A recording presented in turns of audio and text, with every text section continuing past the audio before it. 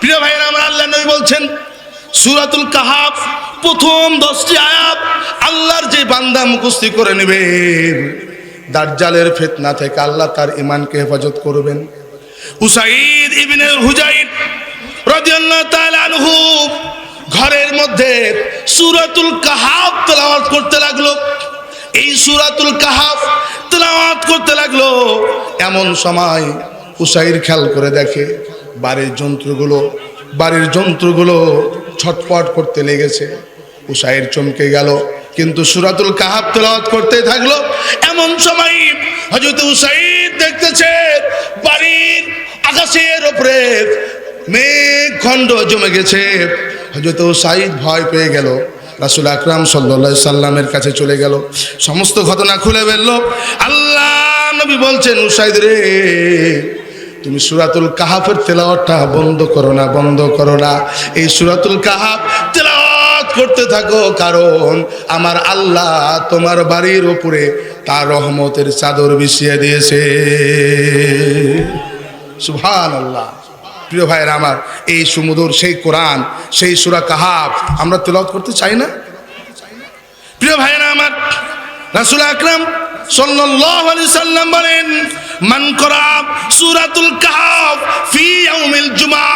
রাসূল আকরাম সাল্লাল্লাহু আলাইহি সাল্লাম বলেন, জুমার দিন সূরাতুল কাহাফ যে তেলাওয়াত করবে। সূরা কাহাফ কোন দিন? জুমার দিন। খেয়াল করেন আল্লাহর গোলামেরা, এই যুবকেরা, সোনামণিরা, খেয়াল করো, জুমার দিন এই সূরাতুল কাহাফ যে তেলাওয়াত করবে, আল্লাহর গোলামেরা, কঠিন মাহশারে সূর্য মাথার উপরে চলে আসবে, মাথার মগজগুলো গলে গলে, শরীরের চামড়াগুলো, গোস্তগুলো গলে গলে, হাঁটু পর্যন্ত, মাজা পর্যন্ত ডুবে যাবে। এই কঠিন অবস্থায় মানুষকে উলঙ্গ করে উঠানো হবে। মা আয়েশা সিদ্দিকা রাদিয়াল্লাহু তাআলা আনহা বলছেন, ইয়া রাসূলুল্লাহ, নবীজি, ও নবী, আমি আয়েশা একটা চুল পর্যন্ত মানুষ দেখতে পায় না, আর হাসরের মাঠে উলঙ্গ করা হবে। ইয়া রাসূলুল্লাহ, আমার কি লজ্জা হবে না? আল্লাহ নবী বলছেন, আয়েশা রে, হাসরের মাঠে এই কঠিন অবস্থায় মানুষ একজন আরেকজনের দিকে তাকাতো দূরের কথা, নবী রাসূলরা পর্যন্ত ইয়া নাফসি ইয়া নাফসি করে দাঁড়াবে। কথা বলেন ঠিক কি না? প্রিয় ভাইরা আমার, রাসূল আকরাম সাল্লাল্লাহু আলাইহি সাল্লাম বলছেন, জুমার দিন এই সূরাতুল কাহাফ আল্লাহর যে বান্দা বান্দি তেলাওয়াত করবে, নূরান ইয়াউমাল কিয়ামা, আল্লাহ তাআলা তার নূর দিয়ে, তার নূরের আলো দিয়ে আল্লাহ তার বান্দা বান্দিকে জান্নাতের রাস্তা দেখিয়ে দিবে। চাই না? কথা বলেন। তাহলে আমরা এই সূরা কাহাফ জুমাবার, শুক্রবার আমরা তেলাওয়াত করব তো ইনশাআল্লাহ? কথা বলেন। প্রিয় ভাইরা আমার, এই কাহাফের আলোচনা করতে গিয়ে ওই সময়ে, বর্তমানে এখন জর্ডান নাম, দেশের নাম কি? জর্ডান। এই জর্ডানের বাদশা ছিল দাকিয়ানুস, জর্ডানের বাদশা। তৎকালীন সময়ে এই জর্ডানের বাদশা ছিল দাকিয়ানুস, অত্যন্ত জুলুমবাজ বাদশা, সরেজার বাদশা।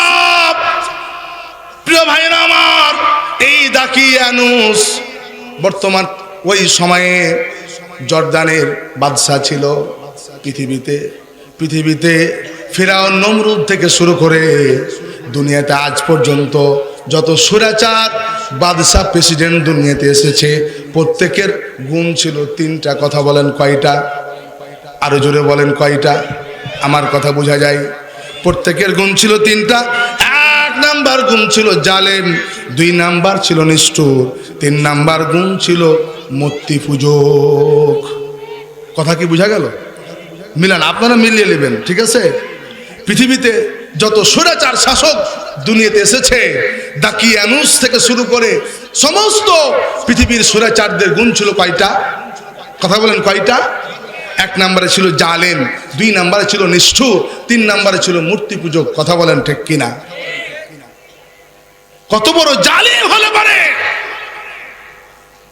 ফিরআউন আল্লাহ নবী মূসা আলাইহিস সালামকে পৃথিবীতে আসতে দেবে না, এই জন্য শিশু সন্তানকে পর্যন্ত হত্যা করেছে। কথা বলেন ঠিক কিনা? হাজার হাজার শিশু সন্তানকে হত্যা করেছিল ফিরআউন, কিন্তু মূসার আগমন কি ঠেকাতে পেরেছিল? কথা বলেন, পেরেছিল? কত বড় জালেম হলে পারে নমরুদ আল্লাহ নবী ইব্রাহিম আলাইহিস সালামকে আগুনের মধ্যে নিক্ষেপ করেছিল। কথা বলেন ঠিক কিনা? কথা বলেন, কত বড় জালেম হলে পারে, কত বড় জালেম হলে পারে লগি বইটা দিয়ে পৃথিবীর মানুষকে হত্যা করার পর লাশের উপরে নৃত্য করতে পারে। কথা বলেন ঠিক কিনা? কথা বলেন। পৃথিবীর স্বৈরাচার শাসক এসেছে যারা, এক নাম্বার গুণ হলো তারা জালেম। কথা বলেন ঠিক কিনা? দুই নাম্বার হলো নিষ্ঠুর। দুই নাম্বার কি? নিষ্ঠুর। কতটা পাষাণ, কতটা নিষ্ঠুর হলে পারে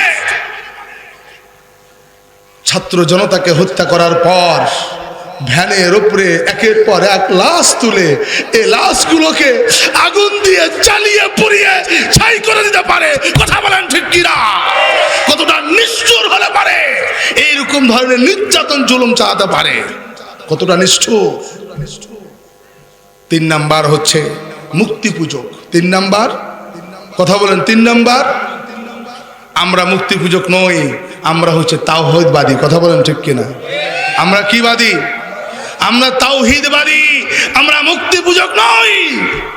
ইব্রাহিম আলাইহিস সালাম সবাই ও কাজের মেলায় চলে গেছে, আল্লাহ নবী ইব্রাহিম আলাইহিস সালাম ও কাজের মেলায় যায় নাই। কথা বলেন ঠিক কিনা? এবার আজর যে মুক্তি বানিয়েছিল সেই কারখানায় গেছে।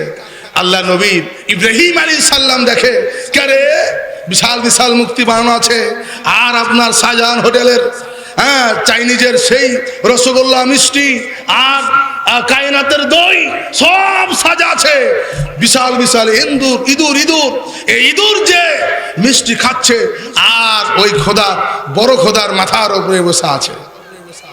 ইব্রাহিম আলাইহিস সালাম আর একদিকে খেয়াল করে, বিরাট বড় বিলাই, এই বিড়াল আপনার ওই কায়নাতের দই খাচ্ছে আর মুচকি মুচকি হাসতেছে। ইব্রাহিম আলাইহিস সালাম চিন্তা করছে, হ্যাঁ এগুলো মেনে নেওয়া যায়, এগুলো মেনে নেওয়া যায়। কিন্তু ডান দিকে খেয়াল করে দেখে মিস্টার ডগ একবারে একটা ঠ্যাংকে খাড়ো করে দিয়ে একবার 80 কিলোমিটার বেগে স্প্রে করতেছে খোদার মুখে। বলেন না নাউজুবিল্লাহ। ইব্রাহিম চিন্তা করতেছে, এটা তো মেনে নেওয়া যায় না, যেই খোদা তার ডগের প্রসাব নিজের মুখে নাই, এটা সে নিজেকে রক্ষা করতে পারে না।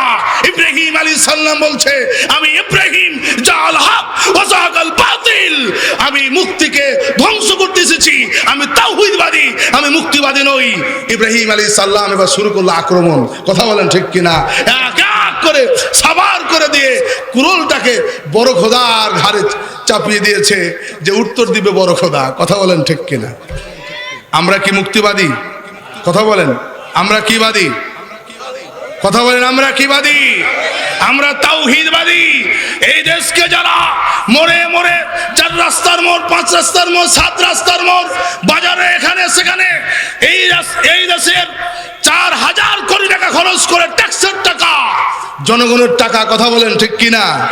জনগণের টাকা, এই গরিব মানুষের টাকা এই দেশের উন্নয়ন না লাগিয়ে 4000 কোটি টাকা দিয়ে এই দেশকে মুক্তি রাষ্ট্র বানিয়েছিল যারা তাওহীদবাদীরা, 2 ঘন্টাতে, এই 2 ঘন্টার মধ্যে এই দেশের সমস্ত মুক্তিকে উড়িয়ে ছাড়খাড় করে দিয়েছে। কথা বলেন ঠিক কিনা? কথা বলেন ঠিক কিনা? রাগ করছেন নাকি?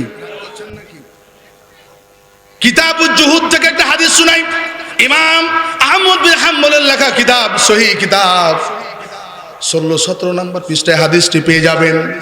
রাসূল আকরাম সাল্লাল্লাহু আলাইহি সাল্লাম বলছেন, দাখালাল জান্নাতা রাজুলুন বিজুবাবিন ওয়া দাখালান নারা রাজুলুন বিজুবাবিন।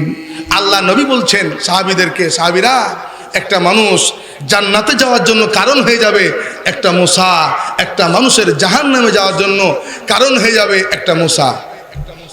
আপনাদের কথাটা আশ্চর্য লাগছে না? একটা মাছির কারণে, একটা মূসার কারণে মানুষ জান্নাতে চলে যাবে? জাহান্নামে চলে যাবে। সাহাবীরা বলছে কুল্লু কাইফা তারানি ইয়া রাসূলুল্লাহ, ইয়া রাসূলুল্লাহ, এটা কেমন কথা বলছেন? একটা মাছির কারণে মানুষ জান্নাতে চলে যাবে, জাহান্নামে চলে যাবে। আল্লাহ রাসূল বলছেন সাহাবীরা মান রাজুলান আলা বিকৌমিন, ওই যে দেখো একই কওমের দুইজন ব্যক্তি রাস্তা দিয়ে পার হচ্ছে, রাস্তা দিয়ে পার হচ্ছে, আর ওখানে আছে একটা স্পিড ব্রেকার। ওই স্পিড ব্রেকারের পাশে একটা মুক্তি ছাপা আছে। মুক্তি কি ছাপা আছে? একটা মুক্তি বানানো আছে। ওই মুক্তির কাছে যে যাবে, একজন ব্যক্তি নিয়োগ করা আছে, এই মুক্তির জন্য কিছু দিয়ে যাও, এই মুক্তির জন্য কিছু দিয়ে যাও। প্রথম জনকে বলা হলো এই মুক্তির জন্য দিয়ে যাও। সে বলল আমার কাছে কিছুই নাই, টাকা পয়সা কিছুই নাই দেওয়ার মতো। তখন সে বলল তোমার কাছে যদি কিছুই না থাকে তাহলে মুক্তির জন্য মান্নত করে যাও। সে বলল যাও, আমি মুক্তির জন্য মান্নত করে দিলাম। আল্লাহ নবী বলছেন সাহাবীরা ওই মুক্তিকে সে মান্নত করার কারণে, তার জবান দিয়ে সাপোর্ট করার কারণে দাখালান না, আল্লাহর এ গোলাম জাহান্নামে চলে গেল। কোথায় চলে গেল? কথা বলেন। তাহলে এই মুক্তিকে খালি জবান দিয়ে কি করেছে? সাপোর্ট। কথা বলেন। সাপোর্ট করেছে। এই জন্য সে কোথায় যাবে? কোথায়? জাহান্নামে। আর আপনার ট্যাক্সের টাকা দিয়ে আপনার খালি একটা সিল মারার কারণে, কথা বলেন ঠিক কিনা, আপনার সাপোর্ট পেয়েছে, আপনার একটা সিলে 5 বছর পর পর একটা সিলে সাপোর্ট মারার কারণে আপনার সাপোর্টে ক্ষমতায় গিয়ে আপনার টাকা দিয়েই মুক্তি বানাই যারা, গান বাজনার আসর তৈরি করে যারা, কথা বলেন আপনার অবস্থা কি হবে? ঈমান থাকবে? কথা বলেন থাকবে? 2 নাম্বার ব্যক্তিকে বলা হলো তুমি কিছু দাও। সে বলে যে না আমার কাছে কিছুই নাই। এবার তাকে বলা হলো তাহলে মুক্তির জন্য তুমি মান্নত করে যাও। আল্লাহর গোলাম বলল এরে এ মুক্তির জন্য কেন রে? বাবার জন্য কেন রে? মাজারের জন্য কেন রে? মান্নত যদি করতে হয় তাহলে আমার আল্লাহর নামে হবে। কার নামে? কার নামে? কথা বলো, কার নামে? মান্নত হবে আল্লাহর নামে। এই কথা যখনই বলেছে ওই জাতির লোকেরা, ওই কওমের লোকেরা এমন ভাবে আঘাত করতে লেগেছে, লাথি মারে, ঘুষি মারে। আল্লাহর গোলাম জমিনে পড়ে যায়, মাথার উপরে পাথর দিয়ে আঘাত করে, বুকের উপরে পাথর দিয়ে আঘাত করে। কথা বলেন ঠিক কিনা? এই তো আমরা কিছুদিন আগে দেখলাম নব্য সরেচার সাজতে যাই যারা, চাঁদা না দেওয়ার কারণে পাথর দিয়ে খুঁচিয়ে হত্যা করলো তারা। কথা বলেন ঠিক কিনা? আমরা কি এদেরকে সাপোর্ট করব না কোরআনওয়ালাদেরকে সাপোর্ট করব? কাদেরকে সাপোর্ট করব? কোরআনওয়ালাদেরকে সাপোর্ট করব তো ইনশাআল্লাহ। কোরআন হাদিস যেখানে, কোরআনওয়ালারা যেখানে, 500 টাকার একটা কারকেরা নোটের কাছে বিক্রি হবে না তো? কথা বলেন। একটা কাপড়, একটা লুঙ্গির কারণে ভোট বিক্রি করে দিব না তো? কথা বলেন, দিব না তো? সাবধান থাকতে হবে মুসলমান। আল্লাহর গোলামকে পাথর দিয়ে এমন ভাবে আঘাত করতে লাগলো, মুখের ওপরে মারে, বুকের ওপরে মারে, পেটের ওপরে মারে, পাথর চাপা দিয়ে দেয়। এক পর্যায়ে নারী ভুড়িগুলো পায়খানা রাস্তা দিয়ে বের হয়ে গেল। আল্লাহর গোলাম শহীদ হয়ে আল্লাহর জান্নাতে চলে গেল। বলেন না মারহাবা। আল্লাহ রাসূল বলছেন সাহাবীরা দাখালাল জান্নাহ, আল্লাহর গোলাম আল্লাহর জান্নাতে চলে গেল। আমরা কি পারবো? এই ঈমান আছে আমাদের? কথা বলেন। যুবকেরা আছে ঈমান আমাদের?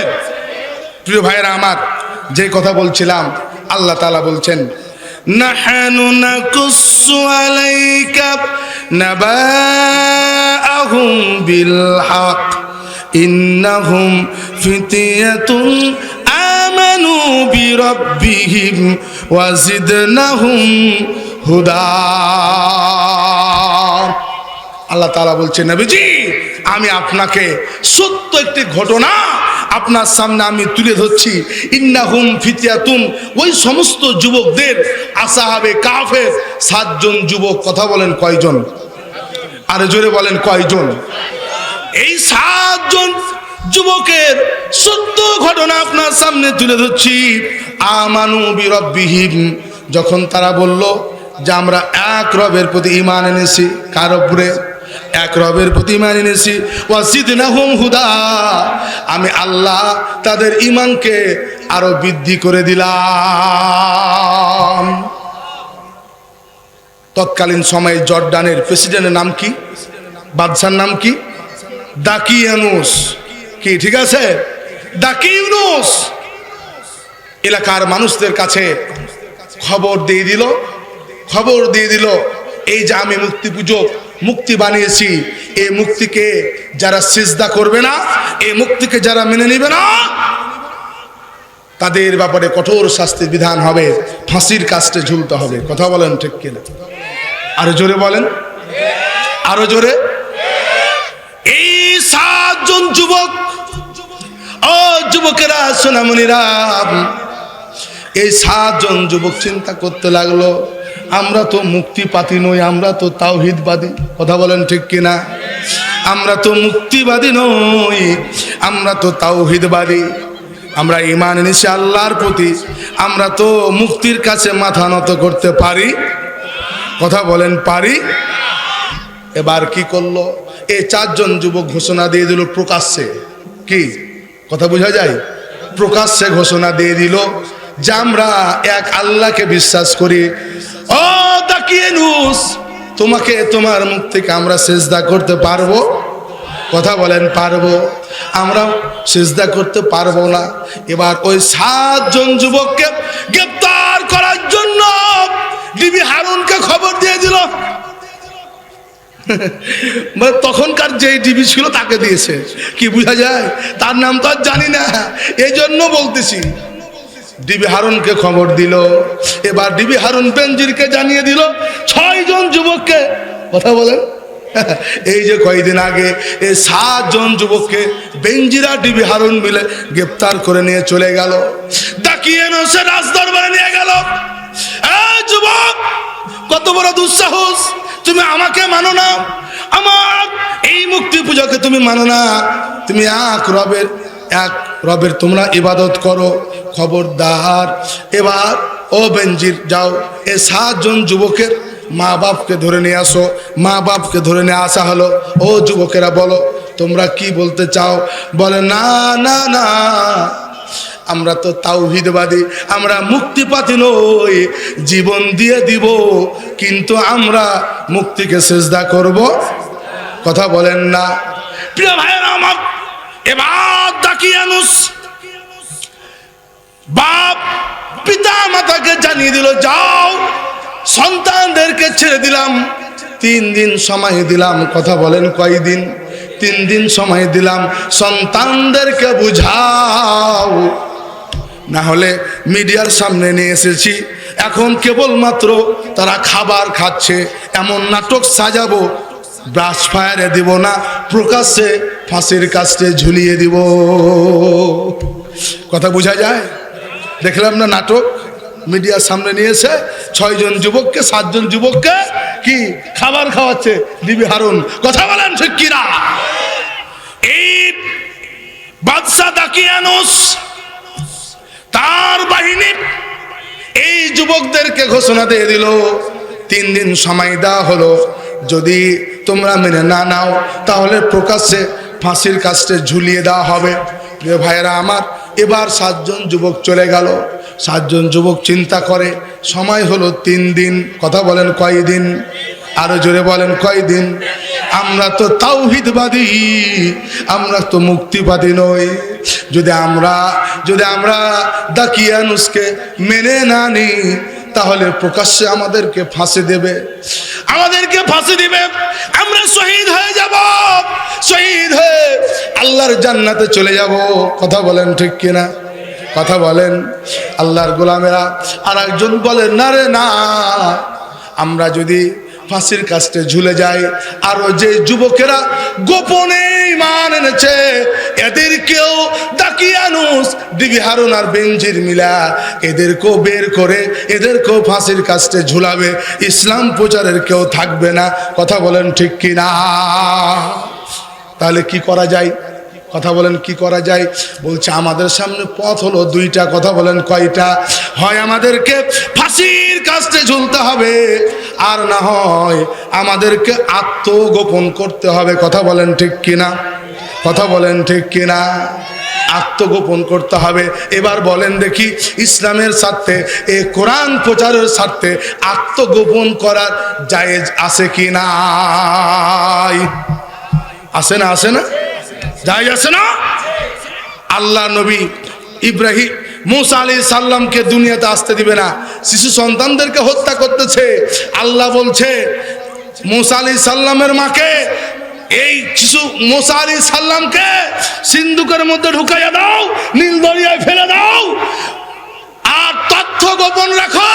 আমি ওকে ফেরাউনের ঘরে নিয়ে যে ওর তথ্য গোপন করে আমি ওকে ফেরাউনের বাড়িতেই লালন পালন করে আমি ওকে প্রেসিডেন্ট বানিয়ে দিব। কথা বলেন ঠিক কিনা? আমার আল্লাহ মুসা আলাইহিস সালামের তথ্য গোপন রেখেছে কি রাখে নাই? কথা বলেন। স্বয়ং আল্লাহ গোপন রেখেছে। কথা বলেন ঠিক কিনা? হ্যাঁ? আর আমার দেশের ছেলেরা, স্কুল কলেজ বিশ্ববিদ্যালয়ের ছেলেরা, তারা তাদের তথ্য গোপন রেখে, শিবিরের তথ্য গোপন রেখে যদি এই কোরআনটা স্কুল কলেজ বিশ্ববিদ্যালয়ের ছেলেদের হাতে তুলে দেয়, এতে দোষের কি দিক? কথা বলেন ঠিক কিনা? কথা বলেন। মামু তোমার জলে কেন? আছে না? জ্বলে না? জ্বলে না? আমার আল্লাহ শিখিয়ে দিয়েছে, প্রয়োজনে ইসলাম কায়েম করার জন্য, দিন কায়েম করার জন্য পরিচয় গোপন রাখতে হবে। কথা বলেন ঠিক কিনা? মন খারাপ করছেন না তো? প্রিয় ভাইরা আমার, 7 জন যুবক সিদ্ধান্ত নিয়ে নিল আমাদেরকে আত্মগোপন করতে হবে। এবার এই 7 জন যুবক একটা গুহার মধ্যে প্রবেশ করলো। কোথায়? আরো জোরে বলেন কোথায়? গুহার মধ্যে প্রবেশ করলো।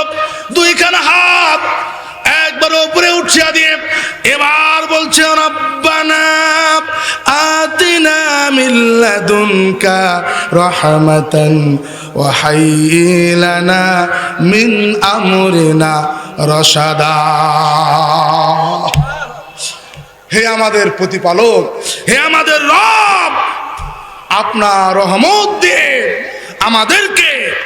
আমাদেরকে আপনি সুস্পষ্টভাবে আমাদের সমাধান করে দেন, আমাদের সম্পাদন করে দেন। কথা বলেন ঠিক কিনা? ফাদারাবনা আলা আজানিহিম ফিল কাহফি সিনিনা আদাদা। আল্লাহ বলছে, নবীজি ফাদারাবনা, আমি আল্লাহ কি করলাম? ওই 7 জন যুবকের কর্ণকুহরে আমি আল্লাহ ঘুমের তালা মেরে দিলাম। কিসের তালা? আরো জোরে বলেন কিসের তালা? ওরা আরামের ঘুম ঘুমিয়ে গেল। 309 বছর পর্যন্ত ঘুমালো, বছরের পর বছর ঘুমালো। কথা বলেন ঠিক কিনা? আরো জোরে বলেন ঠিক কিনা?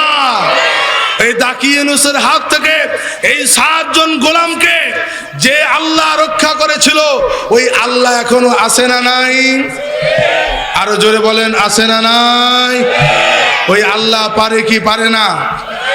আরো জোরে বলেন পারে কি পারে না? আল্লাহর গোলামেরা, আজকে মাদ্রাসা, স্বতন্ত্র ইবতিদায়ী মাদ্রাসা প্রতিষ্ঠিত হচ্ছে। এই মাদ্রাসার মাহফিলে আমরা এসেছি। প্রিয় ভাইয়েরা আমার, বলেন দেখি, আল্লাহ রাসূল বলছেন, ওয়াকুলুল কোরআন ফাইন্নাহু ইয়াতি ইয়াউমাল কিয়ামা। এই কোরআন হাসরের মাঠে দাঁড়িয়ে যাবে। এই কোরআন হাসরের মাঠে দাঁড়িয়ে যাবে, আমার আপনার পক্ষে বিপক্ষে সাক্ষী দিবে। কথা বলেন ঠিক কিনা? কোরআন বলবে, আল্লাহ কল্যাণপুরের স্বতন্ত্র ইবতিদায়ী মাদ্রাসার মাহফিল হয়েছিল, এই মাদ্রাসাকে প্রতিষ্ঠিত করার জন্য আমি কোরআন আমার মর্যাদাকে অক্ষুণ্ণ রাখার জন্য তোমার বান্দা বান্দিগুলি এই মাদ্রাসায় দান করেছিল। আল্লাহ, আমি কোরআন আজকে তোমার এই বান্দা বান্দিগুলোর ব্যাপারে আমি কোরআন সুপারিশ করছি। আল্লাহ তুমি কবুল করো। আল্লাহ কোরআনের সুপারিশ কবুল করবে। কথা বলেন ঠিক কিনা? কথা বলেন ঠিক কিনা? প্রিয় ভাইরা আমার, আজকে আমরা দুনিয়াতে এসেছি, এমনও হতে পারে আগামীকালকে সকালবেলা আমার আপনার জানাজা হতে পারে। পারে কি পারে না? কথা বলেন পারে কি পারে না? নবী মুহাম্মদ সাল্লাল্লাহু আলাইহি সাল্লাম দুনিয়াতে এসেছিলেন, দুনিয়া থেকে চলে গেছে। কথা বলেন ঠিক কিনা? আল্লাহর গোলামেরা, আমাদেরকেও কি মৃত্যুবরণ করতে হবে না? কথা বলেন হবে না?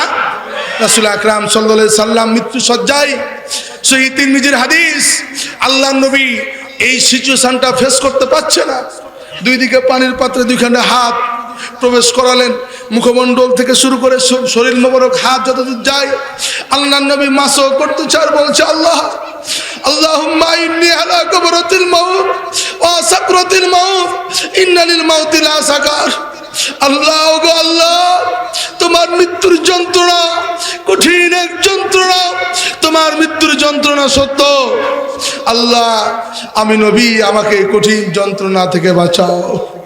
কে বলছেন? মুহাম্মদ সাল্লাল্লাহু আলাইহি সাল্লাম। বলেন দেখি, সেই মালাকুল মাউত আমাদের কাছে আসবে কি আসবে না? কথা বলেন, আসবে কি আসবে না? আমাদেরকে মৃত্যুবরণ করতে হবে কি হবে না? বলেন আমাদের অবস্থা আরো কঠিন হতে পারে। কথা বলেন। আল্লাহর গোলামেরা, সহিহ মুসলিমের হাদিস, রাসূল আকরাম সাল্লাল্লাহু আলাইহি সাল্লাম দুইখানা হাত আল্লাহর দরবারে তুলে আল্লাহর কাছে দোয়া করছে, আল্লাহ আল্লাহুম্মা ইন্না আউযু বিকা মিন আযাবি জাহান্নাম ওয়া আউযু বিকা মিন আযাবিল কুবুর ওয়া আউযু বিকা মিন ফিতনাতিল মাসিহিদ দাজ্জাল ওয়া আউযু বিকা মিন ফিতনাতিল মাহইয়া ওয়াল মামাতি। ও আল্লাহ আমি নবী, আমাকে আল্লাহুম্মা ইন্না আউযু বিকা মিন আযাবি জাহান্নাম, আমাকে জাহান্নামের আগুন থেকে বাঁচাও। আউযু বিকা মিন আযাবিল কুবুর, আমাকে কবরের কঠিন শাস্তি থেকে বাঁচাও। কে দোয়া করছে? কথা বলেন কে? যেই নবীর শাফাআত ছাড়া, ও যুবকেরা কথা বলো, আমরা কি জান্নাতে যেতে পারবো? নবীর শাফাআত ছাড়া জান্নাতে যেতে পারবো? যেই নবীর শাফাআত ছাড়া আমরা জান্নাতে যেতে পারবো না, সেই নবী আল্লাহর কাছে দোয়া করছে, আল্লাহ আমাকে জাহান্নামের আগুন থেকে বাঁচাও, আমাকে কবরের কঠিন শাস্তি থেকে বাঁচাও। বলেন আমাদের কি অবস্থা হবে? এই কবরের বাড়িতে আমাদের যাওয়া লাগবে কি লাগবে না? কথা বলেন, লাগবে কি লাগবে না?